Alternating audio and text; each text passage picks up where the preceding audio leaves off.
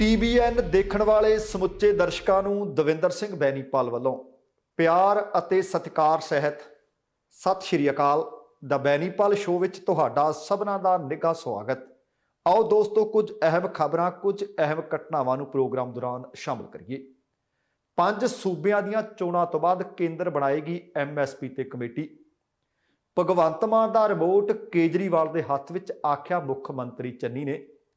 ਚੰਨੀ ਖਿਲਾਫ ਕੱਚੇ ਅਧਿਆਪਕਾਂ ਨੇ ਖੋਲ੍ਹਿਆ ਜ਼ਬਰਦਸਤ ਮੋਰਚਾ। ਸਿੱਧੂ ਨੇ ਹਾਈ ਕਮਾਂਡ ਤੇ ਕੀਤਾ ਸਿੱਧਾ ਹੀ ਹਮਲਾ।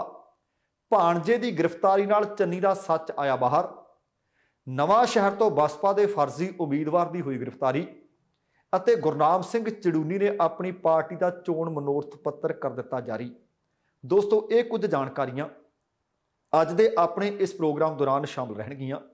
ਇਹਦੇ ਤੋਂ ਪਹਿਲਾਂ ਕਿ ਵਿਸਥਾਰ ਦੇ ਨਾਲ ਸਾਰਿਆਂ ਦੇ ਉੱਤੇ ਗੱਲਬਾਤ ਕਰਾਂ, ਤੁਹਾਨੂੰ ਬੇਨਤੀ ਹੈ ਕਿ ਰੋਜ਼ਾਨਾ ਆਪਣਾ ਪ੍ਰੋਗਰਾਮ, ਨਵਾਂ ਪ੍ਰੋਗਰਾਮ ਹੈ ਚੋਣ ਦੰਗਲ, ਜ਼ਰੂਰ ਵੇਖ ਲਿਆ ਕਰੋ। ਚੋਣ ਪ੍ਰਕਿਰਿਆ ਦੇ ਨਾਲ ਸੰਬੰਧਿਤ ਜਾਣਕਾਰੀਆਂ ਜਾਂ ਮੁਲਾਕਾਤਾਂ ਉਸ ਪ੍ਰੋਗਰਾਮ ਵਿੱਚ ਹੁੰਦੀਆਂ ਨੇ। ਤੇ ਨਾਲ ਹੀ ਜੇਕਰ ਇਹ ਪ੍ਰੋਗਰਾਮ ਚੰਗਾ ਲੱਗਿਆ ਤਾਂ ਕਿਰਪਾ ਕਰਕੇ ਲਾਈਕ ਤੇ ਸ਼ੇਅਰ ਕਰ ਲੈਣਾ। ਤੇ ਜੇਕਰ ਹਾਲੇ ਤੱਕ ਆਪਣੇ ਇਸ ਚੈਨਲ ਨੂੰ ਸਬਸਕ੍ਰਾਈਬ ਨਹੀਂ ਕੀਤਾ ਤਾਂ ਕਿਰਪਾ ਕਰਕੇ ਸਬਸਕ੍ਰਾਈਬ ਕਰਕੇ ਨੋਟੀਫਿਕੇਸ਼ਨ ਵਾਲੀ ਘੰਟੀ ਜ਼ਰੂਰ ਔਨ ਕਰ ਲੈਣੀ। ਤੁਹਾਡੇ ਦਿਲੋਂ ਧੰਨਵਾਦੀ ਹੋਵਾਂਗੇ। ਆਓ ਹੁਣ ਸਾਰੀਆਂ ਖਬਰਾਂ ਨੂੰ, ਘਟਨਾਵਾਂ ਨੂੰ ਵਿਸਥਾਰ ਨਾਲ ਵਿਚਾਰੀਏ।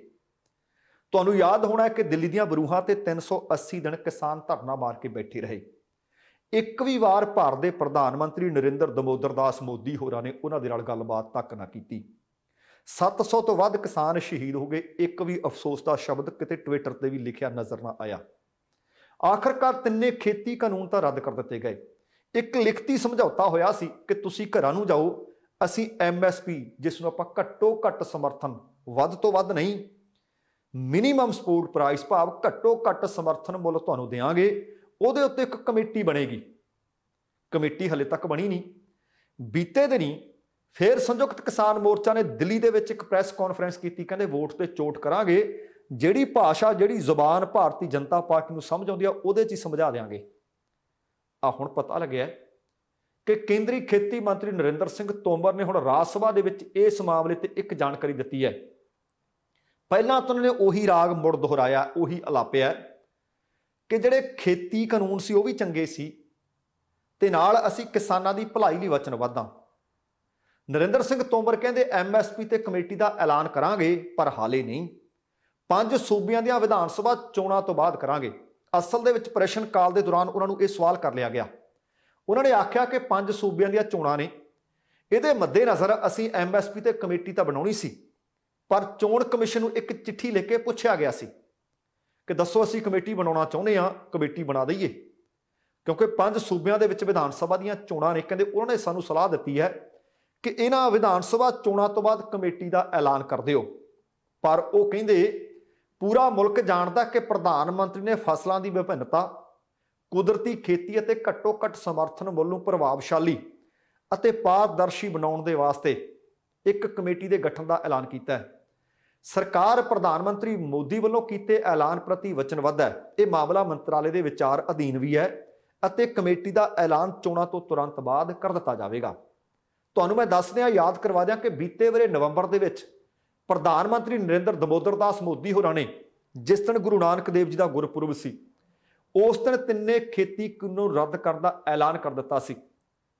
MSP ਦੇ ਉੱਤੇ ਕਾਨੂੰਨੀ ਗਰੰਟੀ ਮਿਲੇ, ਕਿਸਾਨਾਂ ਦੀ ਮੰਗ ਸੀ।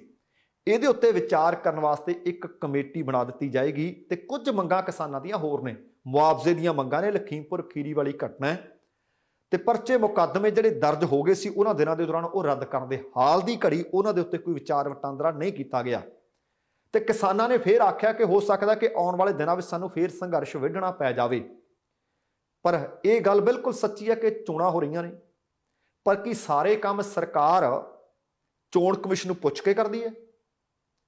ਜੇ ਬਾਕੀ ਦੇ ਕੰਮ ਚੋਣ ਕਮਿਸ਼ਨ ਨੂੰ ਪੁੱਛ ਕੇ ਨਹੀਂ ਕੀਤੇ ਜਾਂਦੇ, ਕਮੇਟੀ ਬਣਾਉਣ ਵਾਲਾ ਕੰਮ, ਪਹਿਲੀ ਗੱਲ ਤਾਂ ਜਦੋਂ ਨਵੰਬਰ ਦੇ ਵਿੱਚ ਕਾਨੂੰਨਾਂ ਦਾ ਮਸਲਾ ਹੱਲ ਕਰ ਲਿਆ ਸੀ, ਦਸੰਬਰ ਦੇ 11 ਤਰੀਕ ਨੂੰ ਉੱਠ ਕੇ ਘਰਾਂ ਨੂੰ ਵਾਪਸ ਆਏ ਸੀ। ਚੋਣਾਂ ਦਾ ਐਲਾਨ ਤਾਂ ਜਾ ਕੇ ਜਨਵਰੀ ਮਹੀਨੇ ਹੁੰਦਾ ਤੇ ਟਿੱਪਣੀ ਕਰਨੀ ਬਣਦੀ ਹੈ ਕਿ ਚੋਣਾਂ ਤੱਕ ਉਡੀਕ ਕਿਉਂ ਕੀਤੀ ਗਈ? ਕੀ ਲਾਰਾ ਲਾ ਕੇ ਉਠਾਲ ਦਿੱਤੇ? ਕਿ ਇਹਦੇ ਵਿੱਚ ਤੁਹਾਡਾ ਮਕਸਦ ਨਹੀਂ? ਜਾਂ ਅੱਜ ਪ੍ਰੋਗਰਾਮ ਅਸੀਂ ਤੁਹਾਡੇ ਰੂਬਰੂ ਕਰਨਾ ਹੈ ਉਹਦੇ ਵਿੱਚ ਚੋਣ ਦੰਗਲ ਪ੍ਰੋਗਰਾਮ ਦੇ ਵਿੱਚ ਡਾਕਟਰ ਪਿਆਰੇ ਲਾਲ ਗਰਗ ਹੋਣਗੇ। ਐਸੀ ਮਕਸਦ ਦੇ ਉੱਤੇ ਗੱਲਬਾਤ ਕੀਤੀ ਗਈ ਹੈ ਕਿ ਕਿਸਾਨੀ ਦੇ ਹੱਕ 'ਚ ਹੈ ਬਜਟ ਜਾਂ ਕਿਸਾਨੀ ਦੇ ਵਿਰੋਧ 'ਚ ਹੈ ਬਜਟ। ਤੁਹਾਡੇ ਕਿਹੜੇ-ਕਿਹੜੇ ਹੱਕ ਤੇ ਡਾਕਾ ਮਾਰ ਲਿਆ ਵੇਖ ਜ਼ਰੂਰ ਲਿਓ, ਤੁਹਾਡੇ ਧੰਨਵਾਦੀ ਹੋਵਾਂਗੇ। ਅਗਲੀ ਗੱਲ ਭਗਵੰਤ ਮਾਨ ਅਤੇ ਕੇਜਰੀਵਾਲ ਤੇ ਵਿੱਚ ਹੀ ਚਰਨਜੀਤ ਸਿੰਘ ਚੰਨੀ, ਤਿੰਨਾਂ ਦੇ ਨਾਲ ਜੁੜੀ ਜਾਣਕਾਰੀ ਤੇ ਖਬਰ ਹੈ। ਹਲਕਾ ਭਦੌੜ ਤੋਂ ਕਾਂਗਰਸ ਨੇ ਆਪਣੇ ਉਮੀਦਵਾਰ ਐਲਾਨੇ ਹੈ। ਮੁੱਖ ਮੰਤਰੀ ਚਰਨਜੀਤ ਸਿੰਘ ਚੰਨੀ। ਚਰਨਜੀਤ ਸਿੰਘ ਚੰਨੀ ਪਿੰਡ ਪੱਖੋ ਕਲਾਂ ਦੇ ਵਿੱਚ ਇੱਕ ਇਕੱਠ ਨੂੰ ਸੰਬੋਧਨ ਕਰ ਰਹੇ ਸੀ। ਉਹ ਕਹਿੰਦੇ ਆਮ ਆਦਮੀ ਪਾਰਟੀ ਨਾ ਜਿਹੜੀ, ਉਹਨੂੰ ਕਥਿਤ ਕਾਲੇ ਅੰਗਰੇਜ਼ਾਂ ਦੀ ਪਾਰਟੀ ਦੱਸਿਆ ਚਰਨਜੀਤ ਸਿੰਘ ਚੰਨੀ ਹੋਰਾਂ ਨੇ। ਉਹ ਕਹਿੰਦੇ ਇਹ ਜਿਹੜੀ ਪਾਰਟੀ ਹੈ ਆਮ ਆਦਮੀ ਪਾਰਟੀ, ਇਹ ਪੰਜਾਬ ਦਾ ਕਦੇ ਭਲਾ ਸੋਚ ਹੀ ਨਹੀਂ ਸਕਦੀ। ਤੇ ਮੈਂ ਕਹਿੰਦੇ ਪੰਜਾਬੀਓ ਤੁਹਾਨੂੰ ਸੁਚੇਤ ਕਰਦਾ ਹਾਂ ਕਿ ਪੰਜਾਬ ਦੀ ਸੱਤਾ ਇਹਨਾਂ ਲੋਕਾਂ ਨੂੰ ਸੌਂਪਣ ਦੀ ਗਲਤੀ ਨਾ ਕਰ ਲਿਓ, ਇਹ ਕਾਲੇ ਅੰਗਰੇਜ਼ ਨੇ। ਤੇ ਨਾਲ ਕਹਿੰਦੇ ਜਿਹੜਾ ਭਗਵੰਤ ਮਾਨ, ਉਹਦਾ ਤਾਂ ਰਿਮੋਟ ਕੇਜਰੀਵਾਲ ਦੇ ਹੱਥ 'ਚ ਹੈ। ਉਹਨਾਂ ਇੱਥੋਂ ਤੱਕ ਆਖ ਦਿੱਤਾ ਕਿ ਜੇਕਰ ਹਲਕਾ ਭਦੌੜ ਦੇ ਲੋਕ ਉਹਨਾਂ ਨੂੰ ਜਿਤਾਉਂਦੇ ਆ ਤਾਂ ਉਹ ਆਪਣੀ ਰਿਹਾਇਸ਼ ਵੀ ਭਦੌੜ ਹਲਕੇ 'ਚ ਕਰਨਗੇ ਤੇ ਇਸ ਹਲਕੇ ਦੀ ਕਾਇਆ ਕਲਪ ਕਰ ਦੇਣਗੇ। ਹੁਣ ਮੈਂ ਤੁਹਾਨੂੰ ਯਾਦ ਕਰਵਾਉਣਾ ਚਾਹੁੰਦਾ, ਜਿਸ ਦਿਨ ਨਾਮਜ਼ਦਗੀ ਪੱਤਰ ਦਾਖਲ ਕੀਤੇ ਸੀ ਉਸ ਦਿਨ ਉਹ ਕਹਿੰਦੇ ਸੀ ਕਿ ਇਸ ਹਲਕੇ ਦਾ ਵਿਕਾਸ ਨਹੀਂ ਹੋਇਆ, ਮੈਂ ਤਾਂ ਆਇਆ। ਉਹਦੇ ਤੋਂ ਬਾਅਦ ਉੱਥੋਂ ਜਿਹੜੇ ਇਹਨਾਂ ਦੇ ਖਿਲਾਫ ਆਮ ਆਦਮੀ ਪਾਰਟੀ ਦੇ ਉਮੀਦਵਾਰ ਚੋਣ ਲੜ ਰਹੇ ਨੇ ਲਾਭ ਸਿੰਘ ਉਗੋਕੇ, ਬੀਤੇ ਦਿਨੀ ਮੈਂ ਉਹਨਾਂ ਦੇ ਨਾਲ ਮੁਲਾਕਾਤ ਕੀਤੀ, ਆਪਣੇ ਚੈਨਲ ਤੇ ਪਈ ਹੈ, ਜਾ ਕੇ ਵੇਖ ਲਿਓ।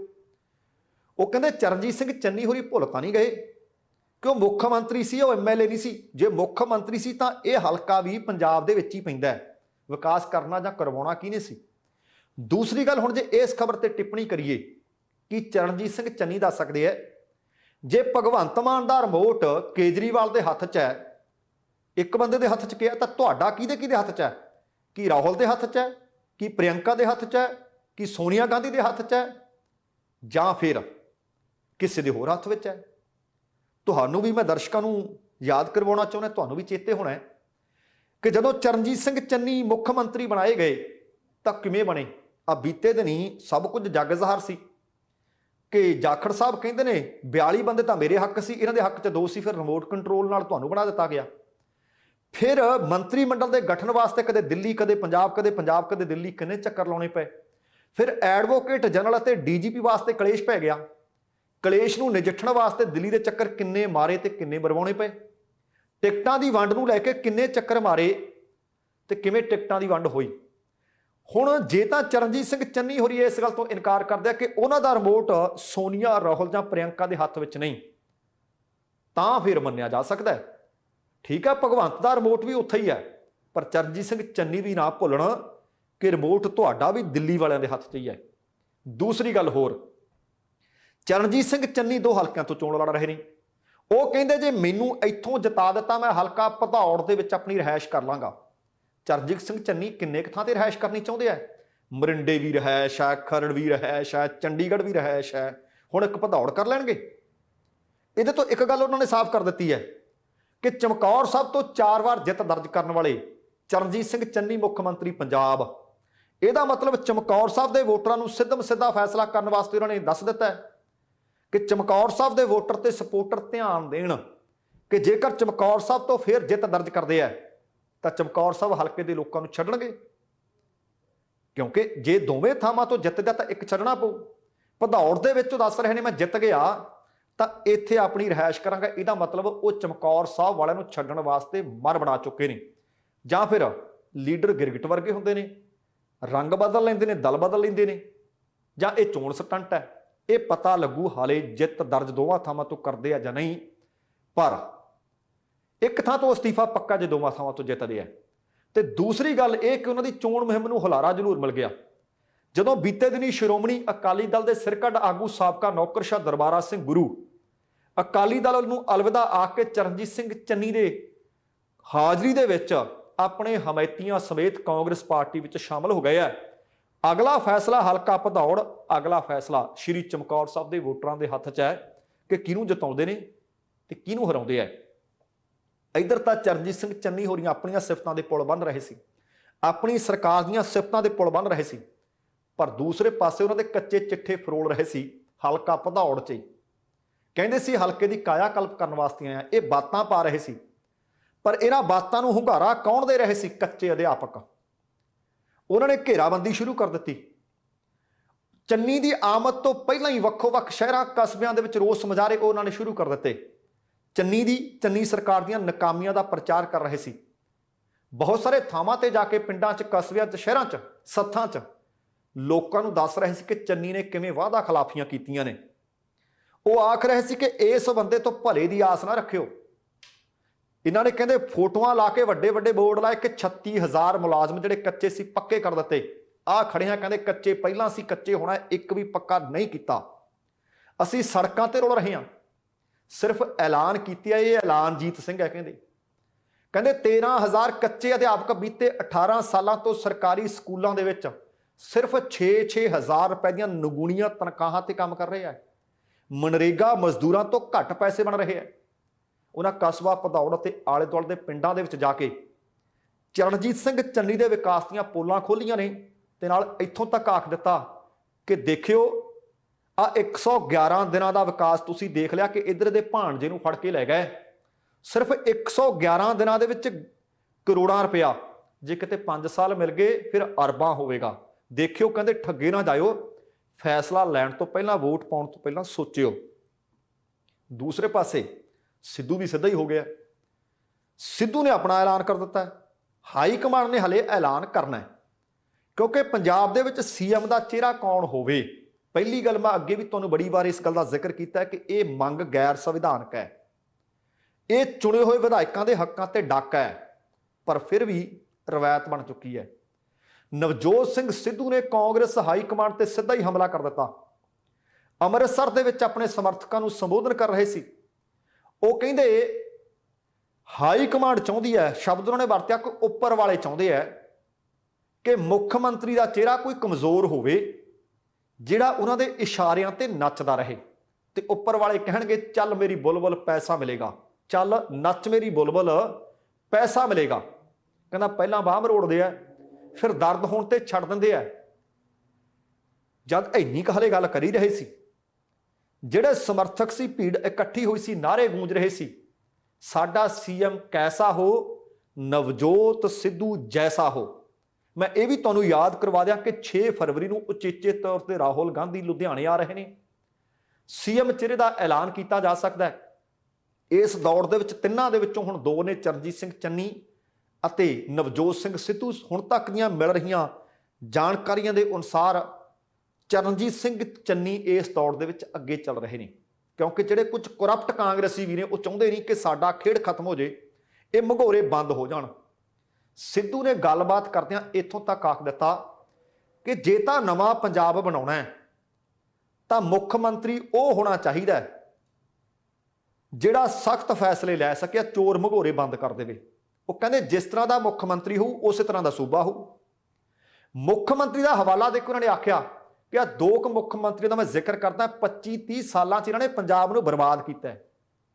ਇਸ ਵਾਰ ਕਹਿੰਦੇ ਮੁੱਖ ਮੰਤਰੀ ਚੁਣਨਾ ਤਾਂ ਇੱਕ ਇਮਾਨਦਾਰ ਵਿਅਕਤੀ ਚੁਣਿਓ। ਜੇ ਇਮਾਨਦਾਰ ਵਿਅਕਤੀ ਉੱਪਰ ਬੈਠਾ ਹੋਇਆ ਤਾਂ ਇਮਾਨਦਾਰੀ ਹੇਠਾਂ ਤੱਕ ਆਊ, ਪਰ ਜੇਕਰ ਉੱਪਰ ਚੋਰ ਬਿਠਾਤਾ ਤਾਂ ਸਮਝੋ ਸਭ ਕੁਝ ਗਿਆ। ਇਹ ਗੱਲ ਮੇਰੀ ਕਹਿੰਦੇ ਯਾਦ ਰੱਖਿਓ। ਫਿਰ ਉਹਨਾਂ ਨੇ ਇੱਕ ਹਵਾਲਾ ਦਿੱਤਾ ਸਿੰਗਾਪੁਰ ਦਾ।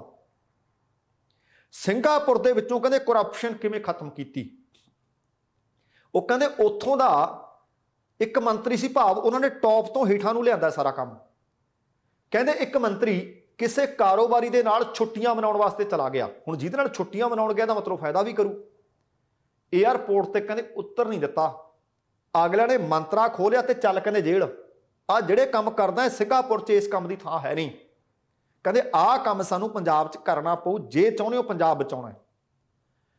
ਉਹਨਾਂ ਕਿਹਾ ਕਿ ਨਵਜੋਤ ਸਿੰਘ ਸਿੱਧੂ ਜਾਂ ਤਾਂ ਸਿਆਸਤ 'ਚ ਰਹੂ ਜਾਂ ਫਿਰ ਆਹ ਜਿਹੜਾ ਕੁਛ ਇਹ ਕਰਨਾ ਚਾਹੁੰਦੇ ਨੇ ਇਹਦੇ ਤੋਂ ਗੁਰੇਜ਼ ਕਰੋ। ਇਹ ਕੰਮ ਮੇਰੇ ਤੋਂ ਨਹੀਂ ਹੋਣਾ।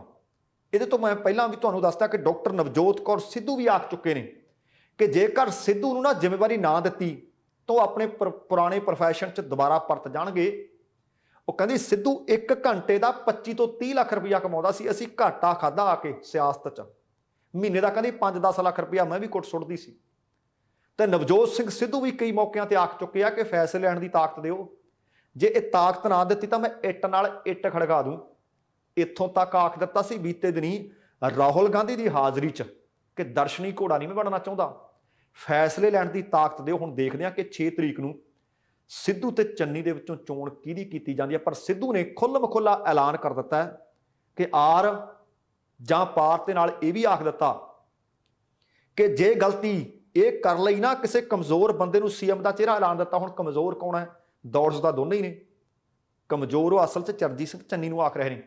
कहंदे लोकां कोल बदल है, उन्होंने आम आदमी पार्टी वाल जा वड़ना है। ये कहंदे हाईकमांड सोचे ते आ हले गल्लां चली रहीआं सी ते उधर हरसिमरत कौर बादल भी मैदान च आ गया।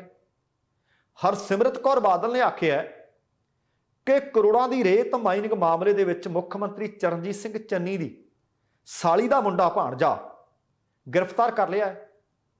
चन्नी कहंदे किन्ना के ईमानदार है, सच सामने आ गया। वो कहंदे चन्नी ने पंजाब जां पंजाबियां दा नहीं सगों अपने मसले हल कीते, क्योंकि कहंदे घर घर दे विच चली गल चन्नी करदा मसले हल, कहंदे पंजाबियां दे नहीं कीते, अपने ते अपने रिश्तेदारां दे मसले जरूर हल कर लए। हरसिमरत कौर बादल ने आख्या कि जे रेत माफिया चला के करोड़ों रुपए कमाउण वाले मुख मंत्री नूं दोबारा फिर सीएम चेहरा ऐलान दिता जाता है तो स्पष्ट है क्या नजायज रेत माइनिंग जिहड़ी हो रही है ਇਹਦਾ पैसा हेठों लैके ਉਹ परलियां तक जाता है।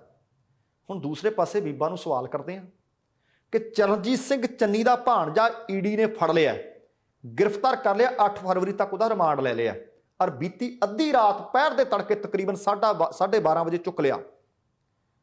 इधर जे आही गल करते हो कि ईडी ने उन्होंने फड़ लिया तो फिर चरणजीत सिंह चन्नी भाई हुण घटिया बंदियां चों घटिया, अपने भरा बारे तुहाडी की सोच है? बिक्रम सिंह मजीठिया भी तो इस वक्त ईडी के सवालों का सामना नहीं कर सकिया। पुलिस छापे मारती फिरदी सी, उन्होंने खिलाफ बीते साल दसंबर महीने FIR दर्ज हो गई। 2 करोड़ी ड्रग मामले के विच उहदा नाम बोल गया कि वो दोष है या नहीं, ये हाल की कड़ी आपां नहीं कहिंदे कि वो दोषी है, पर उन्होंने उत्ते दोष लग गए। निर्दोष साबित करने वास्ते अदालत दे विच जाना पऊ। जे सचमुच ईडी के छापे तो किसी की गिरफ्तारी तो कोई दोषी है तो फिर हरसिमरत कौर बादल जी तुसीं कहोगे जिहड़ी गिरफ्तारी तो बचते आ रहे हाल की घड़ी सुप्रीम कोर्ट ने 23 फरवरी तक उन्होंने राहत दी है कि फिर बिक्रम सिंह मजीठिया बाबत भी आ गल कहोगे कि उन्हों का चेहरा बाहर आ गया। खैर अगली जिहड़ी खबर है नवां शहर के नाल संबंधित है। पंजाब पुलिस ने बसपा के फर्जी उम्मीदवार बरजिंदर सिंह हुसैनपुर नूं गिरफ्तार कर लिया। हुसैनपुर असल दे विच नवां शहर तो बसपा के कहंदे कैंडीडेट हैं यह कह के नामजदगी भरे आए सी। रिटर्निंग अफसर ने उन्होंने नामजदगी स्वीकार भी कर ली सी। हालांकि बाद दे विच जांच दौरान पता लग्या कि हुसैनपुर ने पार्टी सुप्रीमो मायावती वालों अधिकारत जिहड़े दस्तावेज लाए सी वो उन्हां कोले असली नहीं सी, वो फर्जी सी। जिस तो बाद रिटर्निंग अफसर ने पुलिस की कार्रवाई करने वास्ते उन्होंने शिकायत भेज दी सी। होया ये कि नवां शहर के रिटर्निंग अफसर के कोल हुसैनपुर ने बसपा के असल उम्मीदवार तो पहला अपने नामजदगी पत्र दाखिल कर दिते। फार्म 2 होंदे ने, ये ते भी वो पार्टी वालों दिते जाते हैं अपने अधिकारत उम्मीदवार नूं। ओहदी पता नहीं किवें हो कंप्यूटर तो फोटो कॉपी कढ़ के लिया, फोटोशॉप कर लिया। बड़े लोग माहर ने इस काम दे करके लै गया। तो अकाली बसपा गठजोड़ का असल कैंडीडेट बाद च आया नछत्तरपाल। वो कहता जी मैं असल कैंडीडेट है। वो कहते भाई इत्थों बसपा का कैंडीडेट तो फार्म भर भी गया अपने। फिर बसपा सुप्रीमो मायावती वालों रिटर्निंग अफसर को एक ईमेल की गई कि नछत्तरपाल उन्हों का अधिकारत उम्मीदवार है। ये तो बाद रिटर्निंग अफसर ने नछत्तरपाल के नामजदगी पत्र स्वीकार किए, हुसैनपुरी के दस्तावेजों की जांच पुलिस हवाले कर दी। हुसैनपुर के खिलाफ पुलिस ने धोखाधड़ी ते अपराधिक एक्ट के तहत मामला दर्ज कर लिया। इससे हुण उहदी गिरफ्तारी हो गई है। हुण तुसीं देखो कि एक थां ते नहीं होया, उधर जसवीर डिंपा के भरा ने भी इंज ही कीता सी। खैर अगली जिहड़ी खबर है वो गुरनाम सिंह चड़ूनी भारतीय किसान यूनीयन के आगू भी ने अते संयुक्त संघर्ष पार्टी के वो लीडर ने। गुरनाम सिंह चड़ूनी होरां ने अपनी पार्टी का चोण मनोरथ पत्र जारी कर दिता है। उन्होंने अपने चोण मनोरथ पत्र दे विच कानून व्यवस्था, नशे, बेअदबियां का मुद्दा, नकली शराब का मुद्दा, खाद पदार्थ इन्हां दे उत्ते सख्त कानून बनाउण वास्ते हामी भरी है। उन्होंने आख्या कि असीं देश बचाउण लई राजनीति विच आए हां, ਅਸੀਂ ਕਿਸੇ ਲੋਭ ਲਾਲਚ ਕਰਕੇ ਨਹੀਂ ਆਏ। ਸਾਡੀ ਸਰਕਾਰ ਕਹਿੰਦੇ ਜੇ ਆ ਗਈ, ਸਰਕਾਰ ਆਉਣ ਤੇ ਕਿਸਾਨ ਆਯੋਗ ਦਾ ਗਠਨ ਕੀਤਾ ਜਾਏਗਾ। ਹਰ ਕਿਸਾਨ ਨੂੰ ਅਫੀਮ ਦੀ ਖੇਤੀ ਕਰਨ ਦੇ ਵਾਸਤੇ 1 ਏਕੜ ਦਾ ਲਾਇਸੈਂਸ ਦਿੱਤਾ ਜਾਏਗਾ, ਜਿਸ ਨਾਲ ਕਿਸਾਨਾਂ ਦੀ ਆਮਦਨੀ ਵਧੇਗੀ, ਲੋਕਾਂ ਨੂੰ ਰੁਜ਼ਗਾਰ ਮਿਲੂਗਾ। ਬੈਂਕਾਂ ਤੋਂ ਲੋਨ ਲੈਣ ਵਾਲੇ ਕਿਸਾਨਾਂ ਦੀ ਜ਼ਮੀਨ ਕਦੇ ਨਿਲਾਮ ਨਹੀਂ ਹੋਏਗੀ। ਕਿਸਾਨਾਂ ਨੂੰ ਕੋਆਪਰੇਟਿਵ ਖੇਤੀ ਵਾਸਤੇ ਉਤਸ਼ਾਹਿਤ ਕੀਤਾ ਜਾਏਗਾ। ਹਜ਼ਾਰਾਂ ਕਿਸਾਨਾਂ ਦੇ ਗਰੁੱਪ ਬਣਾਏ ਜਾਣਗੇ। ਫਸਲ ਦਾ ਮੁਆਵਜ਼ਾ 75,000 ਪ੍ਰਤੀ ਏਕੜ ਤੱਕ ਦਿੱਤਾ ਜਾਏਗਾ। ਸ਼ੂਗਰ ਮਿੱਲਾਂ ਦੀ ਅਦਾਇਗੀ ਵਾਸਤੇ ਕਿਸਾਨਾਂ ਨੂੰ 14 ਦਿਨ ਦੇ ਅੰਦਰ ਅੰਦਰ ਉਹਨਾਂ ਨੂੰ ਅਦਾਇਗੀ ਹੋਵੇ, ਕਾਨੂੰਨ ਬਣਾ ਦਿੱਤਾ ਜਾਏਗਾ। ਖੇਤੀ ਬਜਟ ਨੂੰ ਹੱਲਾਸ਼ੇਰੀ ਦਿੱਤੀ ਜਾਏਗੀ। ਖੇਤੀ ਯੂਨੀਵਰਸਿਟੀਆਂ ਹੋਰ ਖੋਲੀਆਂ ਜਾਣਗੀਆਂ। ਮੀਂਹ ਦਾ ਜਿਹੜਾ ਪਾਣੀ ਆ ਉਹਦਾ ਸੁਚੱਜਾ ਪ੍ਰਬੰਧ ਕੀਤਾ ਜਾਏਗਾ ਤਾਂ ਕਿ ਉਹਨੂੰ ਸੰਭਾਲ ਕੇ ਬਾਅਦ ਦੇ ਵਿੱਚ ਖੇਤੀ ਵਾਸਤੇ ਇਸਤੇਮਾਲ ਕੀਤਾ ਜਾ ਸਕਿਆ ਕਰੇ। ਪਰਾਲੀ ਹੈ, ਪ੍ਰਦੂਸ਼ਣ ਪੈਦਾ ਕਰਦੀ ਹੈ। ਇਹ ਤੋਂ ਬਿਜਲੀ ਬਣਾਉਣ ਦੇ ਵਾਸਤੇ ਪਲਾਂਟ ਲਗਾਏ ਜਾਣਗੇ। ਸਾਰੀਆਂ ਖੰਡ ਮਿੱਲਾਂ ਦੇ ਵਿੱਚ ਬਿਜਲੀ ਪਲਾਂਟ ਲਗਾਏ ਜਾਣਗੇ ਤਾਂ ਕਿ ਬਿਜਲੀ ਦੀ ਜਿਹੜੀ ਲੋੜ ਹੈ ਉਹ ਪੂਰੀ ਕੀਤੀ ਜਾ ਸਕੇ। ਪ੍ਰਦੂਸ਼ਣ ਦੀ ਰੋਕਥਾਮ ਦੇ ਵਾਸਤੇ ਉਚੇਚੇ ਤੌਰ ਤੇ ਕੰਮ ਕੀਤੇ ਜਾਣਗੇ। NRIs ਵਾਸਤੇ ਵਿਸ਼ੇਸ਼ ਰਿਆਇਤਾਂ ਦਿੱਤੀਆਂ ਜਾਣਗੀਆਂ ਤਾਂ ਕਿ ਉਹ ਪੰਜਾਬ ਦੇ ਵਿੱਚ ਆ ਕੇ ਇਨਵੈਸਟ ਕਰ ਸਕਣ। ਡੇਲੀ ਵੇਜ ਲੈਣ ਵਾਲੇ ਕਰਮਚਾਰੀ ਨੂੰ 18,000 ਰੁਪਏ ਪ੍ਰਤੀ ਮਹੀਨਾ ਦਿੱਤਾ ਜਾਏਗਾ। ਉਹਨਾਂ ਇਹ ਵੀ ਆਖ ਦਿੱਤਾ ਕਿ ਬਹੁਤ ਸਾਰੇ ਲੋਕ ਨੇ ਜਿਨ੍ਹਾਂ ਦੇ ਕੰਮ ਰੁਕ ਜਾਂਦੇ ਨੇ ਕਿਉਂਕਿ ਸ਼ਨੀਚਰਵਾਰ ਤੇ ਐਤਵਾਰ ਨੂੰ ਦਫ਼ਤਰ ਬੰਦ ਹੁੰਦੇ ਨੇ, ਕਹਿੰਦੇ ਖੁੱਲੇ ਰੱਖੇ ਜਾਇਆ ਕਰਨਗੇ। ਪਰ ਜਿਹੜੇ ਕਰਮਚਾਰੀ ਨੇ ਉਹਨਾਂ ਦੀ ਛੁੱਟੀ ਵਿੱਚ ਕੋਈ ਕਟੌਤੀ ਨਹੀਂ ਹੋਏਗੀ, ਸਗੋਂ ਰੋਟੇਸ਼ਨ ਦੇ ਵਿੱਚ ਸ਼ਨੀਚਰਵਾਰ ਤੇ ਐਤਵਾਰ ਨੂੰ ਦਫ਼ਤਰ ਖੋਲੇ ਜਾਣਗੇ, ਡਿਊਟੀਆਂ ਰੋਟੇਸ਼ਨ ਕਰਕੇ ਲਾਈਆਂ ਜਾਣਗੀਆਂ। ਜਿਹੜੇ ਜਿਹੜੇ ਨਸ਼ੇ ਵਿਕਦੇ ਨੇ, ਜਿਹੜੇ ਜ਼ਿਲ੍ਹੇ 'ਚ ਨਸ਼ੇ ਵਿਕਦੇ ਹੋਏ ਉੱਥੋਂ ਦੇ SSP ਨੂੰ ਜ਼ਿੰਮੇਵਾਰ ਠਹਿਰਾਵਾਂਗੇ, ਉਹਦੇ ਉੱਤੇ ਕੇਸ ਦਰਜ ਕੀਤੇ ਜਾਣਗੇ, ਆਪੇ ਰੋਕੂਗਾ। ਤੇ ਨਾਲ ਹੀ ਨਕਲੀ ਸ਼ਰਾਬ ਵੇਚਣ ਵਾਲਿਆਂ ਦੇ ਖਿਲਾਫ ਸਖਤ ਕਾਰਵਾਈ ਦਾ ਪ੍ਰਬੰਧ ਹੋਊ। ਹਸਪਤਾਲਾਂ ਨੂੰ ਆਧੁਨਿਕ ਬਣਾਇਆ ਜਾਊ। ਨਵੇਂ ਮੈਡੀਕਲ ਕਾਲਜ ਵੀ ਖੋਲੇ ਜਾਣਗੇ। ਨਕਲੀ ਦਵਾਈਆਂ ਵੇਚਣ ਵਾਲਿਆਂ ਨੂੰ 10 ਸਾਲ ਦੀ ਸਜ਼ਾ ਦਾ ਪ੍ਰਬੰਧ ਹੋਊ। ਨਕਲੀ ਖਾਦ ਸਮੱਗਰੀ ਵੇਚਣ ਵਾਲਿਆਂ ਤੇ 5 ਸਾਲ ਦੀ ਸਜ਼ਾ ਦਾ ਪ੍ਰਬੰਧ ਕਰਾਂਗੇ। ਪੰਜਾਬ ਦੇ ਵਿੱਚ ਬੇਅਦਬੀਆਂ ਦੇ ਮਸਲੇ ਲਗਾਤਾਰ ਵੱਧ ਰਹੇ ਨੇ। ਇਹਦੇ ਵਾਸਤੇ ਕਹਿੰਦੇ 20 ਸਾਲ ਦੀ ਸਜ਼ਾ ਦਾ ਪ੍ਰਬੰਧ ਕਰਕੇ ਦੇਵਾਂਗੇ। ਵਿਧਾਇਕ ਹੈ ਹੁਣ ਜਿਵੇਂ ਪ੍ਰਕਾਸ਼ ਸਿੰਘ ਬਾਦਲ ਨੇ 5 ਪੈਨਸ਼ਨਾਂ ਲੈ ਰਹੇ ਨੇ, ਕੋਈ 4 ਵਾਰੀ ਬਣ ਗਿਆ 4 ਪੈਨਸ਼ਨਾਂ ਲੈ ਰਹੇ ਨੇ, 6 ਵਾਰੀ ਵਿਧਾਇਕ ਬਣ ਗਿਆ 6 ਪੈਨਸ਼ਨਾਂ ਲੈ ਰਹੇ ਨੇ। ਉਹ ਕਹਿੰਦੇ ਇੱਕ ਵਿਧਾਇਕ ਭਾਵੇਂ ਜਿੰਨੀ ਵਾਰੀ ਮਰਜ਼ੀ ਬਣੇ, ਇੱਕ ਪੈਨਸ਼ਨ ਉਹ ਬਾਕੀ ਸਾਰੀਆਂ ਤੇ ਕਾਟਾ ਫੇਰਾਂਗੇ। ਪ੍ਰਸ਼ਾਸਨਿਕ ਸੁਧਾਰਾਂ ਦੇ ਵਾਸਤੇ ਲੋਕਪਾਲ ਲਿਆਵਾਂਗੇ। ਮੁੱਖ ਮੰਤਰੀ ਤੋਂ ਲੈ ਕੇ ਚਪੜਾਸੀ ਤੱਕ, ਜਾਂ ਆਖਿਏ ਚਪੜਾਸੀ ਤੋਂ ਲੈ ਕੇ ਮੁੱਖ ਮੰਤਰੀ ਤੱਕ ਸਾਰੇ ਉਹਦੇ ਅਧੀਨ ਹੋਣਗੇ। ਹੁਣ ਇਹ ਸਾਰੇ ਜਿਹੜੇ ਮਸਲੇ ਨੇ, ਇਹ ਨਹੀਂ ਕਿ ਲਿਖ ਦਿੱਤੇ ਹੱਲ ਪਤਾ ਨਹੀਂ ਸਾਲ 'ਚ ਹੋਣੇ ਨੇ, 6 ਮਹੀਨੇ 'ਚ ਹੋਣੇ ਨੇ, ਜਾਂ 60 ਵਰਿਆਂ 'ਚ ਵੀ ਨਹੀਂ ਹੋਣੇ। ਟਾਈਮ ਲਿਮਟ ਸੈੱਟ ਕੀਤੀ ਜਾਊਗੀ ਤਾਂ ਕਿ ਪੀੜਤ ਧਿਰ ਨੂੰ ਇਨਸਾਫ ਮਿਲ ਸਕੇ। NRIs ਇੱਧਰ ਨੂੰ ਆਉਂਦੇ ਆ ਤੇ ਮਗਰ ਉਹਨਾਂ ਦੀ ਜ਼ਮੀਨ ਜਾਇਦਾਦ ਹੜੱਪ ਲਈ ਜਾਂਦੀ ਹੈ, ਉਹਨਾਂ ਤੇ ਕੋਈ ਕਬਜ਼ਾ ਨਾ ਕਰ ਸਕੇ, ਸਖਤ ਕਾਨੂੰਨ ਬਣਾ ਦੇਵਾਂਗੇ। ਪੰਜਾਬ ਹੈ, ਪੰਜਾਬੀ ਰਾਜ ਭਾਸ਼ਾ ਹੋਵੇਗੀ। ਗ੍ਰੈਜੂਏਸ਼ਨ ਤੱਕ ਮੁਫਤ ਸਿੱਖਿਆ ਦਾ ਪ੍ਰਬੰਧ ਹੋਊਗਾ। ਵਾਤਾਵਰਣ ਦੀ ਸੁਰੱਖਿਆ ਤੇ ਉਚੇਚਾ ਧਿਆਨ, ਉਹਦੇ ਤੇ ਕਾਨੂੰਨ ਬਣਾਵਾਂਗੇ। ਆਵਾਜਾਈ ਦੀ ਬਿਹਤਰ ਸਹੂਲਤ ਵਾਸਤੇ ਕਾਨੂੰਨ ਬਣਾਵਾਂਗੇ। ਟੈਕਸੀ ਟਰੱਕ ਲਈ ਇੰਸਪੈਕਟਰੀ ਰਾਜ ਤੋਂ ਮੁਕਤੀ ਦਿਵਾਵਾਂਗੇ। ਜਿੱਥੋਂ ਤੱਕ ਕਹਿੰਦੇ ਮਾਈਨਿੰਗ ਦਾ ਸਵਾਲ ਹੈ, ਰੇਤਾ ਭਾਵੇਂ ਬਜਰੀ ਹੈ, ਸਰਕਾਰ ਆਪਣੇ ਕੰਟਰੋਲ 'ਚ ਲਊਗੀ ਤਾਂ ਕਿ ਮਾਲ ਵਿਭਾਗ ਨੂੰ ਆਮਦਨੀ ਹੋਵੇ। ਬਜ਼ੁਰਗਾਂ ਲਈ, ਵਿਧਵਾਵਾਂ ਲਈ, ਬੇਸਹਾਰਿਆਂ ਦੀ ਪੈਨਸ਼ਨ ਦੇ ਵਿੱਚ ਵਾਧਾ ਕਰਾਂਗੇ। ਪੰਜਾਬੀ ਸਿਨੇਮੇ ਦਾ ਵਿਕਾਸ ਕਰਾਂਗੇ।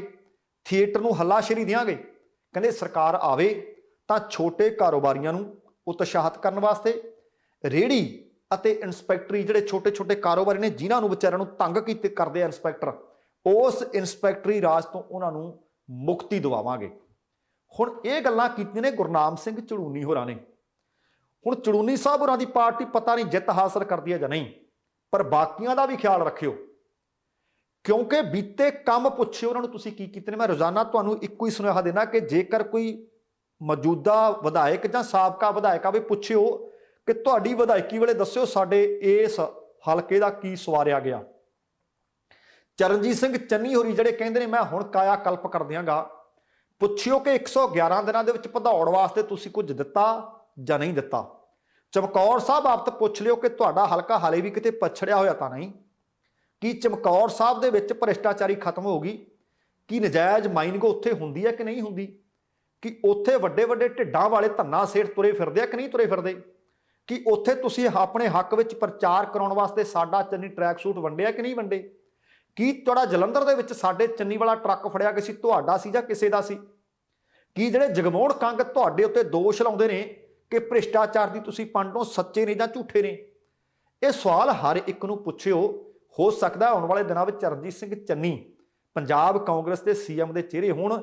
ਇਸ ਕਰਕੇ ਸਮੁੱਚੇ ਪੰਜਾਬ ਦੀ ਅਗਵਾਈ ਕਰਨ ਵਾਸਤੇ ਇੱਕ ਵਾਰੀ ਫਿਰ ਤਿਆਰ ਨੇ। ਸਵਾਲ ਉਹਨਾਂ ਨੂੰ ਪੁੱਛਣੇ ਬਣਦੇ ਆ। ਆਪਣੇ ਹਲਕੇ ਦਾ ਕੋਈ ਵੀ ਕਿਸੇ ਵੀ ਪਾਰਟੀ ਦਾ ਉਮੀਦਵਾਰ ਆਵੇ, ਸਵਾਲ ਸਾਰਿਆਂ ਨੂੰ ਪੁੱਛਣੇ ਬਣਦੇ ਆ। 20 ਫਰਵਰੀ ਤੋਂ ਬਾਅਦ ਤੁਹਾਨੂੰ ਇਹਨਾਂ ਨੇ ਦਿਖਾਈ ਨਹੀਂ ਦੇਣਾ। 20 ਫਰਵਰੀ ਤੱਕ ਮੁੱਠੀਆਂ 'ਚ ਥੁੱਕ ਲਓ ਕਿ ਲੰਘਣ ਕਿਸੇ ਨੂੰ ਨਹੀਂ ਦੇਣਾ, ਸਵਾਲ ਸਭ ਨੂੰ ਪੁੱਛਣੇ ਨੇ। ਸੋ ਦੋਸਤੋ, ਇਹ ਸੀ ਕੁੱਲ ਮਿਲਾ ਕੇ ਆਪਣਾ ਅੱਜ ਦਾ ਪ੍ਰੋਗਰਾਮ। ਉਮੀਦ ਕਰ ਰਹੇ ਹਾਂ ਤੁਹਾਨੂੰ ਚੰਗਾ ਲੱਗਿਆ ਹੋਣਾ। ਜੇਕਰ ਪ੍ਰੋਗਰਾਮ ਚੰਗਾ ਲੱਗਿਆ ਤਾਂ ਕਿਰਪਾ ਕਰਕੇ ਲਾਈਕ ਅਤੇ ਸ਼ੇਅਰ ਜ਼ਰੂਰ ਕਰ ਦੇਣਾ। ਜੇਕਰ ਹਾਲੇ ਤੱਕ ਤੁਸੀਂ ਆਪਣੇ ਇਸ ਚੈਨਲ ਨੂੰ ਸਬਸਕ੍ਰਾਈਬ ਨਹੀਂ ਕੀਤਾ ਤਾਂ ਕਿਰਪਾ ਕਰਕੇ ਸਬਸਕ੍ਰਾਈਬ ਕਰਕੇ ਨੋਟੀਫਿਕੇਸ਼ਨ ਵਾਲੀ ਘੰਟੀ ਜ਼ਰੂਰ ਔਨ ਕਰ ਲੈਣੀ। ਤੁਹਾਡੇ ਦਿਲੋਂ ਧੰਨਵਾਦੀ ਹੋਵਾਂਗੇ।